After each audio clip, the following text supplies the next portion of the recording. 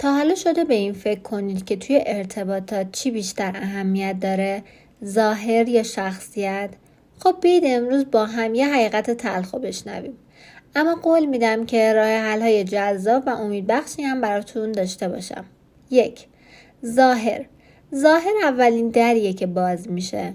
واقعیت اینه که توی چند ثانیه اول ظاهر شماست که دیده میشه. نمیتونیم انکار کنیم که یه ظاهر مرتب، تمیز و جذاب تأثیر زیادی روی افراد میذاره. حتی مغز ما طراحی شده که توی نگاه اول قضاوت کنه. اما فقط ظاهر کافی نیست. ظاهر مثل جلد یک کتابه، ولی کسی برای همیشه فقط به جلد کتاب نگاه نمیکنه. اینطور نیست؟ شخصیت چیزیه که باقی میمونه. اینو یادتون باشه. ظاهر شما ممکنه آدم‌ها رو جذب کنه، ولی این شخصیت شماست که باعث میشه توی زندگیشون بمونین. آدم‌ها جذب صداقت، مهربونی، شوخ طبعی و طرز برخورد شما میشن.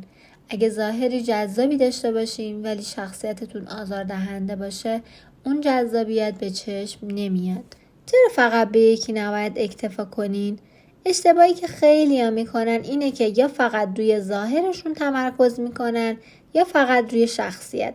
هر دوی این دوتا مهمه. ظاهر شما نشونه احترامیه که شما به خودتون میذارید و شخصیتتون نشون میده که شما چقدر میتونین زندگی رو برای بقیه زیبا کنین و ترکیب این دوتا کنار هم شما رو بی‌نظیر میکنه.